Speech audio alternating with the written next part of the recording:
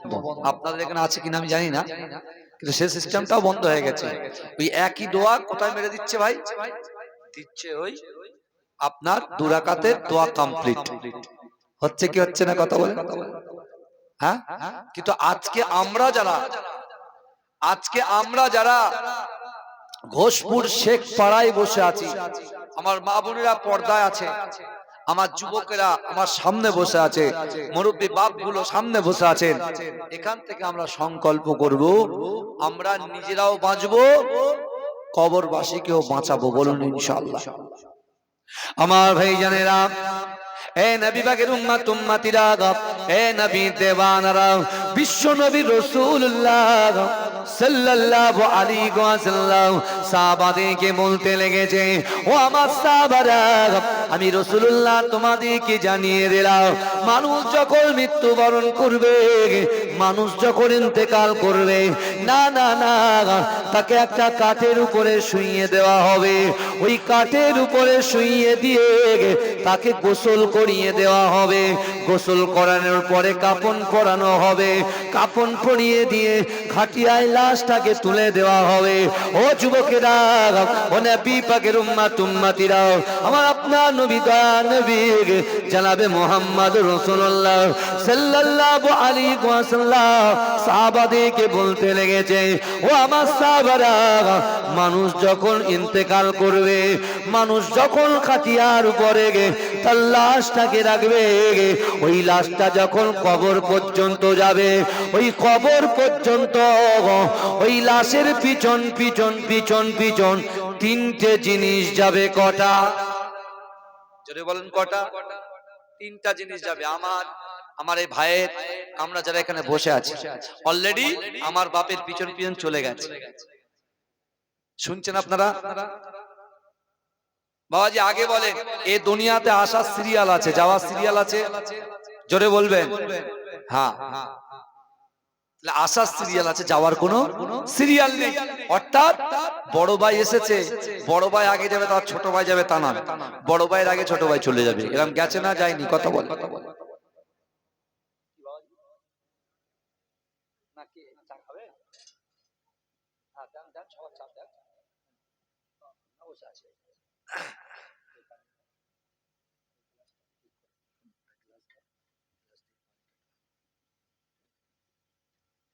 বুঝতে পারছেন? তাকবীর দেন তো, নারে তাকবীর, আরো জোরে, আরো জোরে, নারে তাকবীর। আমার বাবাজিরা ভালো করে শোনেন। না, আমার বাবা, কবর পর্যন্ত আমার আপনার পিছন পিছন কটা জিনিস যাবে বাপ? কটা যাবে? কটা? 3টে। এই দেখেন, দোকান ঘাটে যারা দোকান করছে, তিনি ইনকাম করছে কিসের জন্য বলেন তো? তার সন্তানদের জন্য, তাই তো? আমরা চাষাবাদ করি সারাদিন, আমি খাবে, আমার ছেলে খাবে, আমার স্ত্রী খাবে, আমার পুত্র খাবে, বুঝতে পারছেন? আবার আমরা ইনকাম করছি, ওই পয়সা দিয়ে আমরা 1 কাঠা 1.5 কাঠা 2 কাঠা জমি কিনেছি, তাই না? কথা বলে, বিল্ডিং বানিয়েছি, বালাখানা করেছি, আমিও করেছি। আমি আঙুল দিচ্ছি এরকম, 3টে আঙুল কিন্তু আমার দিকে আছে, এটা ভাববেন। এটা বোঝানোর জন্য এইভাবে করছি না যে একদম এরা স্ত্রী করে বলা যায়, বলেন না বাবাজি, কিছু বিয়াদবি ক্ষমা করবেন। হ্যাঁ, ভালো করে। তাহলে রাসূলুল্লাহ সাহাবাদেরকে ডেকে বলছেন যে মানুষ যখন ইন্তেকাল করবে, তার খাটিয়ার পিছন পিছন অর্থাৎ কবর পর্যন্ত 3টে জিনিস যাবে। আমার ভাইজানেরা, এ নবী পাকের উম্মত উম্মতিরা, এ নবী দেওয়ানারা, বিশ্ব নবী রাসূলুল্লাহ সাহাবারা আল্লাহর রাসূলকে জিজ্ঞাসা করলেন, ইয়া রাসূলুল্লাহ, হাবিবাল্লাহ, আপনি বলেন ওই 3টে জিনিস কি কি যাবে? ও যুবকেরা, ও আমার আম্মা জানো বোনেরা, না না না, একটু ভালো করে বোঝার চেষ্টা করেন। আমার দয়ার নবী বললেন, এ আমার সাহাবারা, ওই কবর পর্যন্ত যখন লাশটা পৌঁছে যাবে, সর্বপ্রথমে তোমার ওই লাশের পিছন পিছন তোমার সন্তান যাবে, তোমার পুত্র যাবে, তোমার পরিবার যাবে, তোমার আত্মীয় স্বজন যাবে। না না না ও যুবকেরা, দ্বিতীয় নম্বর যে জিনিস যাবে, তুমি যে গচ্ছিত সম্পদ রেখে যাও, তুমি যে অর্থ সম্পত্তি গুলো এক একটা করেছো, গচ্ছিত করেছো, ওই সম্পত্তি গুলো, ওই অর্থের ভান্ডার গুলো তোমার লাশের পিছন পিছন পিছন পিছন কবর পর্যন্ত পৌঁছে যাবে।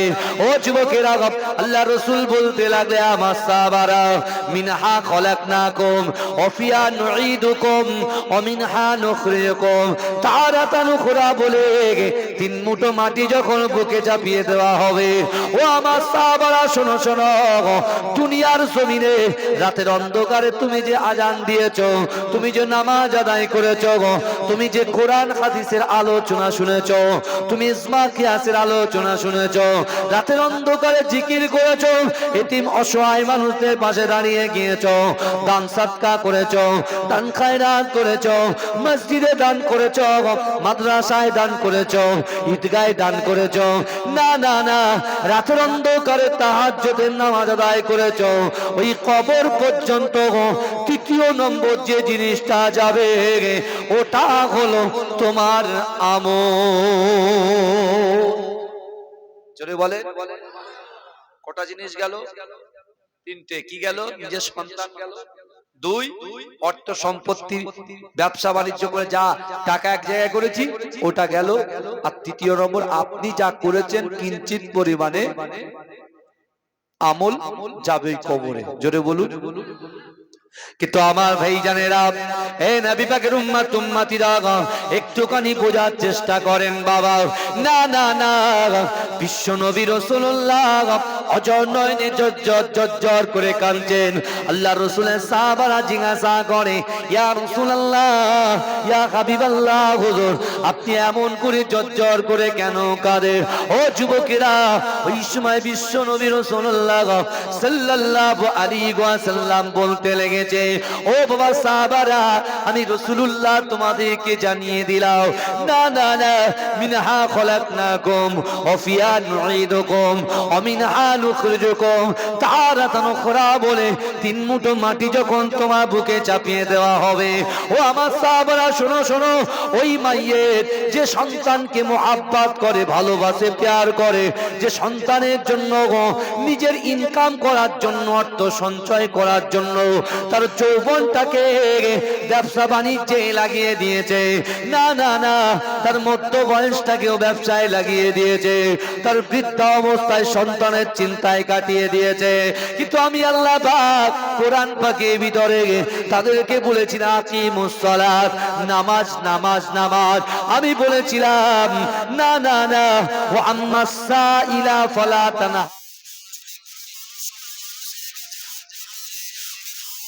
তোমরা ফিরত দিও না, আমি আল্লাহ ঘোষণা দিয়েছি।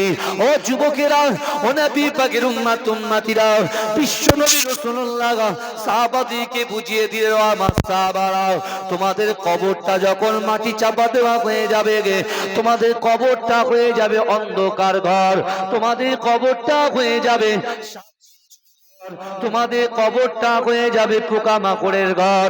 না না না, ওই পোকামাকড়ের ঘর, সাপ বিচ্ছুর ঘর, অন্ধকার ঘরের ভিতরে যে সন্তানকে তুমি মহাব্বত করতে, যে ভাইদেরকে তুমি মহাব্বত করতে, তুমি কুটুমদেরকে মহাব্বত করতে, আত্মীয় পরিজনকে ভালোবাসতে, মেহমানদারি করতে, না না না, সর্বপ্রথমে ওই অন্ধকার ঘরে তোমাকে একা ফেলে তোমার সন্তানটা কবর ছেড়ে বাড়ি চলে আসবে।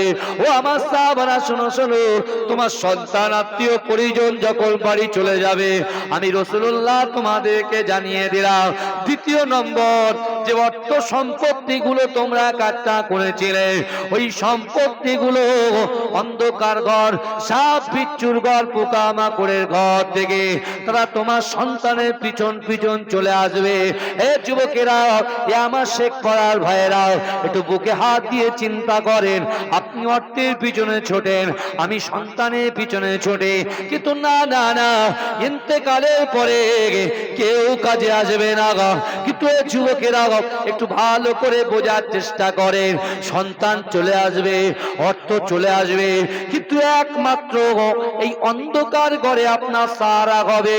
আল্লাহ রসুল বলছে, যারা কোরআন তেলাওয়াত করে, যারা দান খায়রাত করে, না না না, যারা গোপনে গোপনে ইবাদত বান্দেগি করে, অসহায় মানুষদের সঙ্গে থাকে, আমি রাসূলুল্লাহ জানিয়ে দিলাম, তাদের ওই কবরের ভিতরে আমলটুকু গিয়ে অন্ধকার কবরটা আমার আল্লাহ পাক আমল দিয়ে আলো করে দেবে।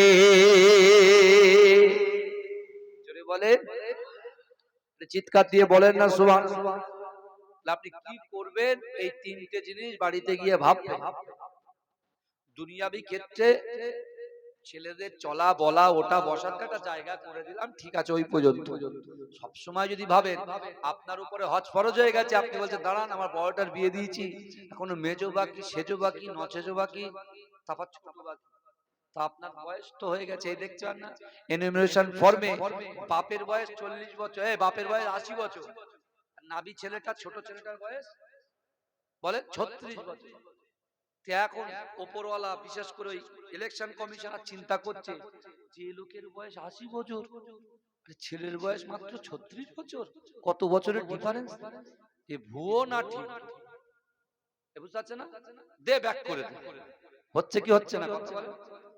বাপের নাম, এই বাপের নাম লেখা আছে কুদ্দুস আলী মোড়ল। কোথা লেখা আছে? 2025-এ লেখা আছে কুদ্দুস আলী মোড়ল, আর 2002 লিখেছিলে কুদ্দুস মোল। কি লেখা আছে? কুদ্দুস মোড়লটা না, মোড়লটা একটা স্পেলিং ভুল হয়ে গেছে, মোল হয়ে গেছে। ঠিক আছে, কথা কথা, সে আমার বাপ, আমি তার ছেলে, ব্যাস। সেই কাগজ বল ব্যাক করা গেল, ব্যাক করে দিয়েছে। তো যখন হিয়ারিং হবে তখন দেখাবে, তখন তার ছাড়ছড় কোনো ব্যাপার না, আপনি দেখিয়ে দেবেন, এই দেখেন স্পেলিং ভুল হতে পারে, বাপ তো আমার, আর বাপও বলে ছেলে আমার, আর কিছু করতে পারবে? কথা বলে। যত টেনশন সব কাগজপত্রের টেনশন নিয়ে বসে আছে। এনআরসি তো কবরস্থানে হবে, কবর এনআরসি হবে না, কথা বলে। এসআইআর হবে না, আল্লাহ জিজ্ঞেস করবে না যে কি নিয়ে এসছো, দাও আমার হাতে পেপার তুলে দাও। ফেরেশতা এসে জিজ্ঞেস করবে না মান রব্বুকা মা দীনুকা, এই কথা বলে। বাবাজি অসুবিধা হচ্ছে নাকি? ঠিক বলছি না ভুল বলছি? এখানে যেমন হচ্ছে এসআইআর, এই এসআইআর এর জন্য আমার মিসেস ফোন করে বলছে শিগগির আব্বুকে ফোন করেন, 2002 জেলার লিস্ট লাগবে। হ্যাঁ, তাহলে কই একবারও তো বিবি বলে না আসো একসাথে ফজরের নামাজটা একসাথে পড়ি, জোহরের নামাজটা একসাথে পড়ি, আসরের নামাজটা একসাথে পড়ি, তুমি কেন কোরআন তেলাওয়াত করো না? হ্যাঁ, তুমি কেন এরকম হেলে দুলে আসো, স্ট্রিক্টলি আসতে পারো না? আপনি বলতে পারেন না আপনি আপনার স্ত্রীকে যে কেন তুমি বেপরদায় ঘোরো, কেন তুমি পর্দা করো না? ও বলছে আমার স্বামীর আমি কিছু বলবো না, আর ও বলছে আমার ওয়াইফকে আমি কিছু বলবো না, যে যা করছি করুক, ধরাধরি করলেই সমস্যা। বুঝতে পারছেন না? ওকে ধরলেও আমাকে ধরবে, ওর ফোন যদি আমি চেক করি সে আমার ফোন চেক করবে। তা বাবা যা, তুই তোর ফোনে যা করবি করবে, যা, আমি আমার ফোনে যা করে, দুজনা বলছি তুই আমার ফোন ধরবি না, আমি তোর ফোন ধরবো না, যা। এইভাবে চললে বাবাজি আপনি বলেন কি হবে? উন্নতি হবে জাতির? কথা বলেন, উন্নতি হবে? অবনতি হবে, অবনতি হবে। যেখানে কোরআন বলছে তোমরা একে অপরের হাত ছেড়ো না, শক্ত করে ধরো। আল্লাহ কোরআনে বলছে তোমরা একে অপরের হাতকে ছেড়ো না, পৃথক হয়েও না, আলাগ হয়েও না, বিচ্ছিন্ন হয়েও না, তোমরা একে অপরের হাত কষে ধরে রাখো, শক্ত করে ধরো, যাতে তোমাদেরকে ক্ষতি না করতে পারে। আজকে মুসলমান কোথায় ক্ষতি হচ্ছে?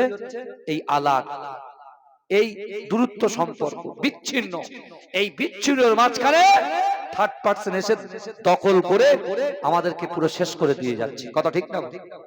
এই কথা বলেন, কখন জাগবে না? আমার ভাইজানেরা, এ নবী পাকের উম্মত উম্মতিরা, এ নবী দেবানারা, তাই আমি আপনার পীরের আওলাদ বলে দিয়ে গেলাম, না না না, বিশ্ব নবী রাসূলুল্লাহ সাল্লাল্লাহু আলাইহি ওয়াসাল্লামের দরবারে একজন যুবক এসেছে, আল্লাহ রাসূলের সামনে বসে আছে। আমার দয়ার নবী বললেন, আমার সাহাবারা, আল্লাহর কোরআন বলছে, ফালা তাকুল্লাহুমা উফফিন ওয়ালা তানহারহুমা ওয়া কুল্লাহুমা কওলান কারীমা। এ যুবকেরা, বিশ্ব নবী রাসূলুল্লাহ আল্লাহর কোরআন তেলাওয়াত করে আল্লাহ রাসূল সাহাবাদেরকে বুঝিয়ে দিচ্ছেন, তোমাদের আচার আচরণে, তোমাদের ব্যবহারে তোমাদের পিতা মাতা যেন উফ শব্দ না করে। ও যুবকেরা, বিশ্ব নবী রাসূলুল্লাহর সম্মুখে ওই যুবক ছেলেটা হাউ হাউ করে কাঁদতে লেগেছে। এত কান্না কাঁদে, আমার দয়ার নবী জিজ্ঞাসা করে, ও বাবা সাহাবা, তুমি কাঁদো কেন? বলছি, ইয়া রাসূলুল্লাহ, হাবিবাল্লাহ, এখনই যে আল্লাহর কোরআন পড়ে শুনিয়ে দিয়েছেন, তোমাদের আচার আচরণে, তোমাদের ব্যবহারে তোমাদের পিতা মাতা যেন উপশব্দ না করে। ইয়া রাসূলুল্লাহ, হাবিবাল্লাহ, আপনি মায়ের কথা বলেছেন, আপনি বাপের কথা বলেছেন, কিন্তু না না না, আমার যখন অর্থ ছিল, সম্পদ ছিল, ইজ্জত ছিল, সম্মান ছিল, পিতা মাতা হায়াতে ছিল গো, কিন্তু পিতা মাতাকে কদর করতে পারে নাই, পিতা মাতাকে খিদমত করতে পারে নাই, পিতা মাতাকে গুরুত্ব দিতে পারে নাই। ইয়া রাসূলুল্লাহ, হাবিবাল্লাহ, না না না, আমি যুবক ছেলে যখন ঘরে প্রবেশ করি, বাড়িতে প্রবেশ করি, ইয়া রাসূলুল্লাহ, হাবিবাল্লাহ, আমার মা বাপ যে ঘরটা থাকতো, এখন যখন বাড়িতে যায়, ওই ঘরের দিকে তাকায়, মাকে দেখতে পাই না, ওই ঘরের দিকে তাকায়, বাপকে দেখতে পায় না। ইয়া রাসূলুল্লাহ, হাবিবাল্লাহ, আমার মা বাপকে খিদমত করতে পারেনি। ইয়া রাসূলুল্লাহ, হাবিবাল্লাহ, যখন আমি ঘরে একা একা থাকি, আমার মনে মনে হয়, আজ যদি আমার পিতা মাতা বেঁচে থাকতো, আজ যদি আমার পিতা মাতা হায়াতে থাকতো, অবশ্যই অবশ্যই আমার মা বাপকে আমি খিদমত করতাম। এজন্য বলে, কোরআন মানুষকে পরিবর্তন করে কি করে না? কথা বলে, জাহান্নাম থেকে তুলে জান্নাতে পৌঁছে দেয়। জোরে বলে, এ যুবকেরা, আজকে সব থেকে মারাত্মক রোগ হচ্ছে নিজের মা বাপের অবাধ্য হওয়া। আর আল্লাহ পাক আমাদের সব থেকে বড় সম্পদ যেটা আমাদেরকে গিফট দিয়েছে, আমাদেরকে দিয়েছে, সেটা হলো ঈমান। জোরে বলুন, মুখে হাত দিয়ে বলেন, আমাদেরকে আল্লাহ ঈমান দিয়েছে, ঈমান। এবার আল্লাহ ঈমানটা আমাদের দিয়েছে, এই ঈমানটাকে সংস্কার করা, ভালো করে উর্বর করা, জিন্দা রাখা, মেইনটেইন করা। বুঝতে পারছেন না? এখন দেখেন, আগে সাহাবারা রাসূলুল্লাহর হাতে হাত দিয়ে কলেমা পড়বে, রাসূলকে মহব্বত করবে, রাসূলকে ভালোবাসবে।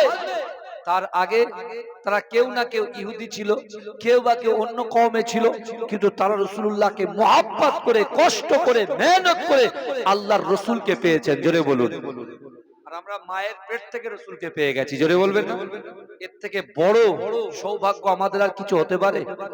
কিন্তু হ্যাঁ, দুনিয়ার জমিনে আমাদের লোভ লালসা এমন ভাবে আকৃষ্ট করে দিয়েছে, আজকে আমাদের নামাজ, রোজা, যাকাত, ফিতরা, দান খায়রাত থেকে আমরা বহু পিছিয়ে গেছি, বহু পিছিয়ে গেছি। আর ওই পিছিয়ে গেছি বলে আল্লাহ এক একটা জালিম সরকারকে পাঠিয়ে আমাদেরকে একটু নাড়াচাড়া দিচ্ছে। বুঝতে পারছেন না? তার মানে কি? আমাদেরকে দেখাচ্ছে, দেখো তোমরা যে বাবুকে ভয় পাচ্ছ, ওই বাবুকে আমি আল্লাহ সৃষ্টি করেছি, কিন্তু আল্লাহ সৃষ্টি জীবকে তোমরা ভয় পাও, যে আল্লাহ তোমাদেরকে সৃষ্টি করেছেন সেই সৃষ্টিকর্তাকে তোমরা ভয় পাও না। আর আজকে তোমরা আমি আল্লাহকে ভয় পাও না বলেই আজকে যত সমস্যা বাড়ি বাড়ি, ঘরে ঘরে সেই সমস্যা ঢুকতে শুরু করেছে। কথা ঠিক না? এই সমস্যা সমাধান করতে গেলে অন্তর দিয়ে আল্লাহকে ভয় করতে হবে। দুনিয়ার কোন শক্তিকে ভয় পেলে হবে না, দুনিয়ার কোন মানুষকে ভয় পেলে হবে না, দুনিয়ার কোন কাগজকে ভয় করলে হবে না। ভয় যদি করতে হয় আল্লাহকে ভয় করুন, বিনা কাগজে আল্লাহ তোমাকে সেফ দেবে। জোরে বলেন, জোরে বলবেন না? বিনা কাগজে আল্লাহ সেফ দিতে পারেন না, এই কথা বলেন। জমি তো বলি এটা 1 কাঠা আমার, ওটা 5 কাঠা আমার, ও 3 বিঘেটা আমার, ও 2 বিঘেটা আমার, ও 2.5 বিঘেটা আমার। এই আমার ওই ঘটকপুকুরে বাজারে যে 2-4টে বিল্ডিং আছে ওটা আমার। এই আমার আমার যে করছি, আমার বলে পৃথিবীতে আর কিছু আছে বাবাজি? সব কার? আল্লাহ। আল্লাহর জিনিস আল্লাহ আমাদেরকে ধার দিয়ে রেখেছে, আর আমরা মানুষের গোলামি করছি। মাথায় ঢুকছে কিছু বাবাজি? আমার ভাই জানেরা, এ নবী পাকের উম্মত উম্মতিরা, এ নবী দেওয়ানারা, তাই আমি আপনাদেরকে বলে গেলাম, না না না, সাবধান হয়ে যান। আল্লাহর রাসূলের সামনে গিয়ে ওই যুবক ছেলেটা বলতে লাগলেন, ইয়া রাসূলুল্লাহ, হাবিবাল্লাহ, আমার মা বাপ ইন্তেকাল করেছে। আমার মা বাপ যদি হায়াতে থাকতো, আমার মা বাপ যদি বেঁচে থাকতো, তাহলে আমি আমার মা বাপকে একটু খিদমত করতাম। যদি বলা যাবে না সুবহানাল্লাহ। আল্লাহ রাসূলকে বলছে, রে শোনেন ভালো করে, আমার দিকে তাকান। আল্লাহ রাসূল বলছে, এ যুবক, প্রশ্নটা শুনেন। আল্লাহ রাসূল ওই যুবককে বলছে, যুবক, তুমি কি তোমার মরা মা বাপকে খিদমত করতে চাও? এই একদল বলছে না, মানুষ মরে গেল তো সব হয়ে গেল। আল্লাহ রাসূল কি বলছে তাকে? বলছে, তুমি কি তোমার মরা মা বাপকে খিদমত করতে চাও? ওই যুবকটা পাল্টা প্রশ্ন করছে, ইয়া রাসূলুল্লাহ, মরা মা বাপকে কি খিদমত করা যায়? ভালো করে বলবেন। আচ্ছা ভাই, একটা সুন্দর কথা বলে যায়। আল্লাহর ওলিদেরকে একটা সাইডে রাখলাম, আল্লাহ রাসূলের সাহাবাদেরকে তাদেরকে রাখলাম, একটা আম জনতা, আমি আপনি যখন ইন্তেকাল করব, কবরে চলে যাব, আমার সন্তান যখন 40 কদম কবরটা পার হয়ে যাবে, তার পায়ের আওয়াজটা আমি আপনি শুনতে পাবো। জোরে বলুন। আমি আপনি যদি শুনতে পাই, তাহলে ওলিদের দরজা আমাদের থেকে উপরে না নিচে? উপরে। সাহাবাদের দরজা তার থেকে উঁচু। তাহলে যে বোকাটা বলছে, এই কোন মুক্তির কথা শুনে বলছে? আমার বুঝিয়ে দিন। নাসাই শরীফের হাদিস আমাকে বুঝিয়ে দিন। আপনার কবরে বিশ্বনবী রাসূলুল্লাহকে আনা হবে, জিজ্ঞাসা করবে, ব্যক্তিকে চেনো?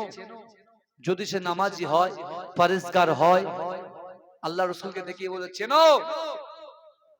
এই শুনছেন? সে যদি পরেজগার হয়, নামাজি হয়, সে কি করবে? এই কথা বলেন, সে কি করবে?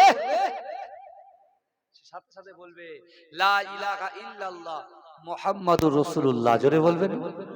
এ জোরে বলা যাবে? বলে দেন। আর যে হুকুকুল্লাহ, আল্লাহর হক, হুকুকুল ইবাদ, বান্দার হক পঙ্খানুপঙ্খভাবে আদায় করে না, সে কি বলবে? সে বলবে, আমি জানি না। বলে রাখে, এর কবরটাকে জাহান্নামের দিকে করে দাও, পুরো জাহান্নামের সঙ্গে যোগাযোগ করে দেওয়া হবে। জাহান্নামের আগুন কবরের সঙ্গে পুরো যোগাযোগ করে দেওয়া হবে। আর যে বলবে লা ইলাহা ইল্লাল্লাহ মুহাম্মাদুর রাসূলুল্লাহ, তার সঙ্গে পুরো জান্নাতে যোগাযোগ করে দেওয়া হবে। জোরে বলবেন। জোরে বলবেন না সুবহানাল্লাহ। ভালো করে প্রশ্নগুলো শুনেন।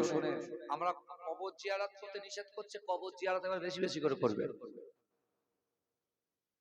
বলছে, ইয়া রাসূলুল্লাহ,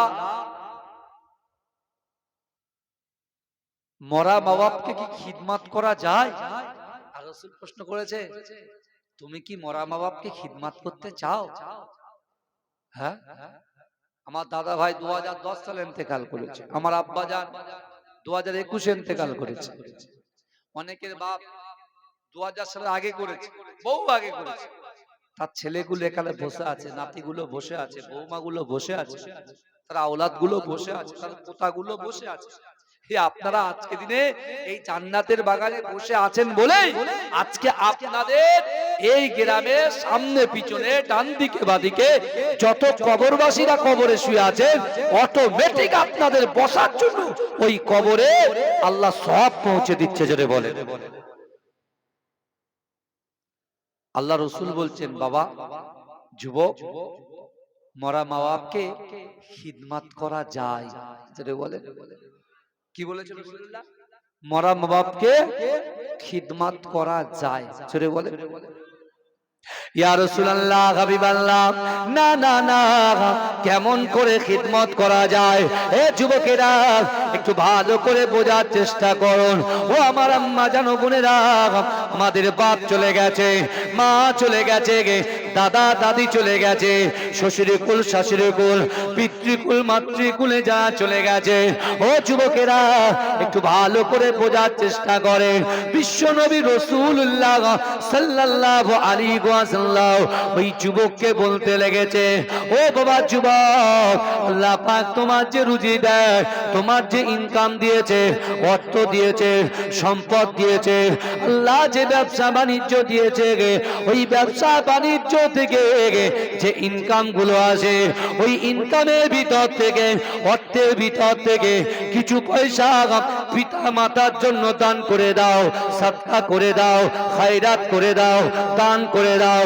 তুমি যদি তোমার পিতা মাতার ওই অর্থ থেকে খায়রাত করে দিতে পারো, দান করে দিতে পারো, সাদকা করে দিতে পারো, আমি রাসূলুল্লাহ জানিয়ে দিলাম, আল্লাহ পাক মৃত পিতা মাতার খিদমত করার সওয়াব দিয়ে দেবে।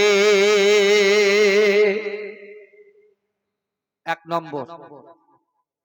আল্লাহ রাসূল বলতে লাগলেন, ও বাবা যুবক, না না না, আমি রাসূলুল্লাহ জানিয়ে দিলাম, আমি রাসূলুল্লাহ তোমাদেরকে শুনিয়ে দিলাম, না না না, নামাজের মাসাল্লায় বসে যাবে, নামাজের মাসাল্লায় বসে গিয়ে নামাজ আদায় করে আল্লাহর কাছে দুহাত উত্তোলন করে এই দোয়াটা পড়বে, রব্বির খামহুমা কামা রব্বায়ানি সগীরা, রব্বির খামহুমা কামা রব্বায়ানি সগীরা।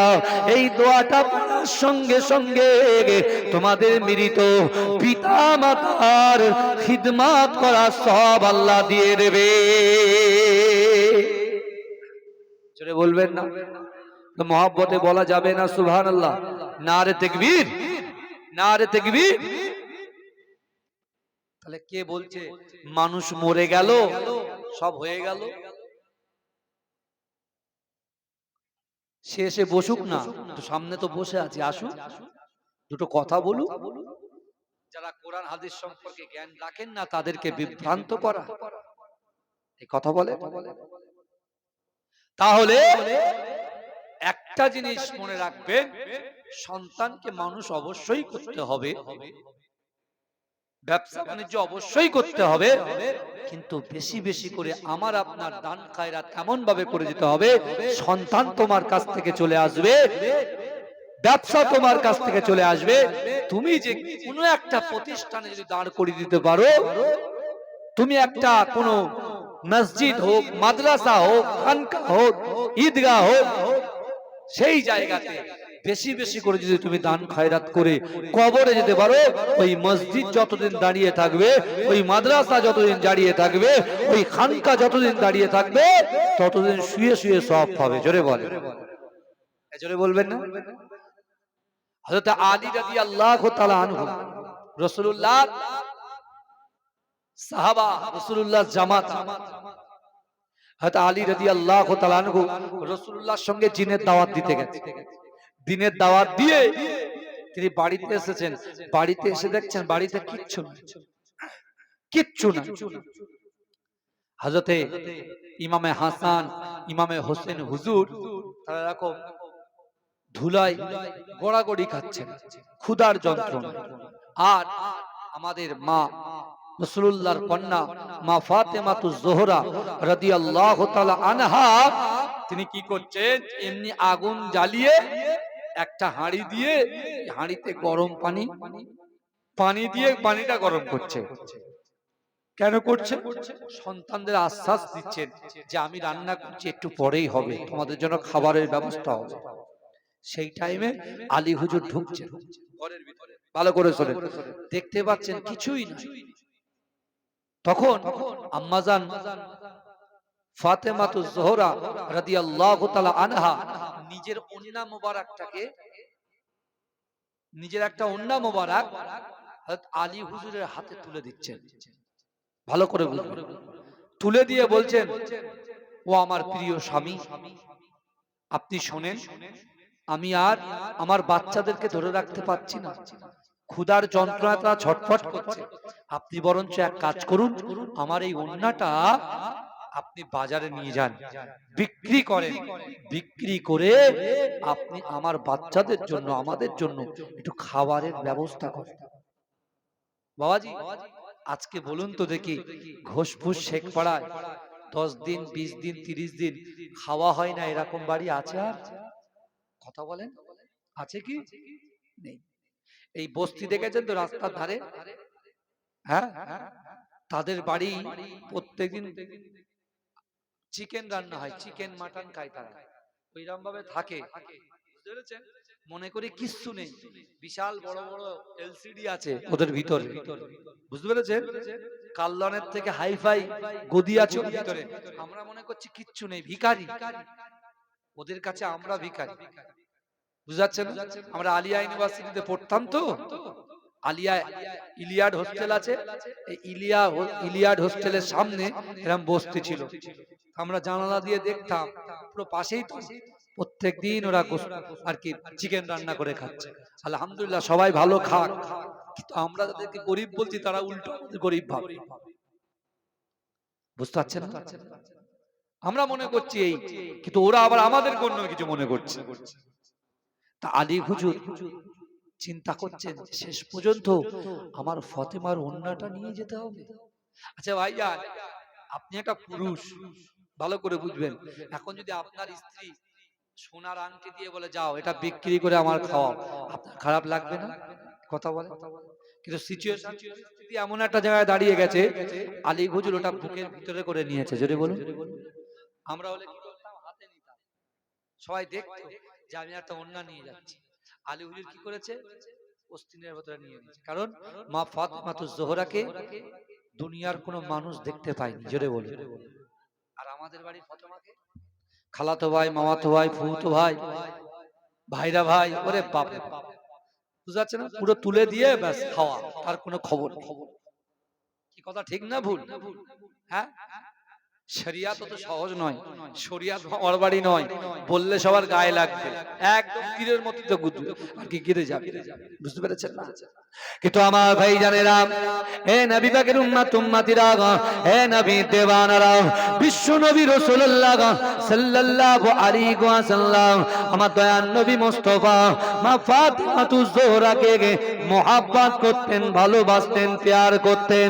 ও যুবকেরা, হযরত আলী রাদিয়াল্লাহু তাআলা আনহু ওন্না মুবারকটাকে নিয়ে বুকের অস্তিনের মধ্যে করে নিয়ে যায়। ও যুবকেরা, আমার আল্লাহ বলে জিবরাইল, না না না, এটা কখনো হতে পারে না। বিশ্ব নবীর কন্যার ওন্না মুবারকটা আমি আল্লাহ পাক 6 দিরহাম দিয়ে ওই আলীর কাছ থেকে কিনে নিলাম। এই জন্য বলে জিবরাইল, যাও একজন ফেরেশতাকে রেডি করো, 6 দিরহাম দিয়ে আলীর ওন্নাটাকে আমি আল্লাহ কিনে নিচ্ছি। জোরে বলুন। কারণ মা ফাতেমা রাসূলুল্লাহর পাশে বসে কোরআন তেলাওয়াত করে। রাসূল উম্মতের জন্য কাঁদে বলে মা ফাতেমা ও উম্মতের জন্য কাঁদে। জোরে বলেন, জোরে বলবেন না সুবহানাল্লাহ। রাসূলুল্লাহ যখন ঘরে থাকেন না, মা ফাতেমা চিন্তায় পড়ে যায় যে আমার আব্বাজান গেল কোথায়, আমার আব্বাজান গেল কোথায়, থাকতে পারেন না। তাই তিনি কি করলেন? নিজের বাপকে খুঁজতে বেরিয়ে গেলেন।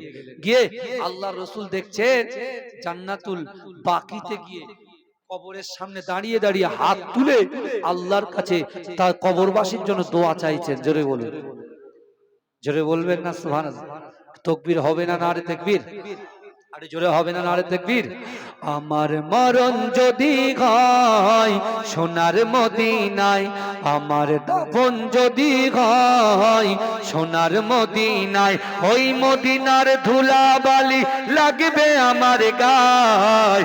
আমার মরণ যদি হয় সোনার মদিনায়, কত হাজি কেঁদে কেঁদে বলে দয়াময়, মওত আমার হয় যেন নবী যে তার।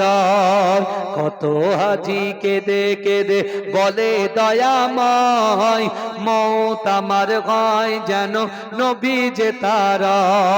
তার সুপারিশ পেলে পরে, তার সুপারিশ পেলে মরে জান্নাত নসিব হয়, আমার মরণ যদি হয় সোনার মদিনায়, আমার দাফন যদি হয় সোনার মদিনায়, ওই মদিনার ধুলা বালি লাগবে আমার গায়, আমার মরণ যদি হয় সোনার মদিনায়। রওজা নবীর দেখলে পরে প্রাণটা ভরে যায়, নয়ন যুগল অশ্রু ঝরে পলক ভিজে যায়। রওজা নবীর দেখলে পরে প্রাণটা ভরে যায়, নয়ন যুগল অশ্রু ঝরে পলক ভিজে যায়। মনে আমার আশা জাগে, মনে আমার আশা জাগে, দিদার যেন হয়, আমার মরণ যদি হয় সোনার মদিনায়, আমার দাফন যদি হয় সোনার মদিনায়, ওই মদিনার ধুলা বালি লাগবে আমার গায়, আমার মরণ যদি হয় সোনার মদিনায়। আল্লাহ হুম্মা। মাইকালা ভাই কোথায় আছে বলো তো? বলা টানছে কেন? মাইকালা ভাই দিকে আছেন?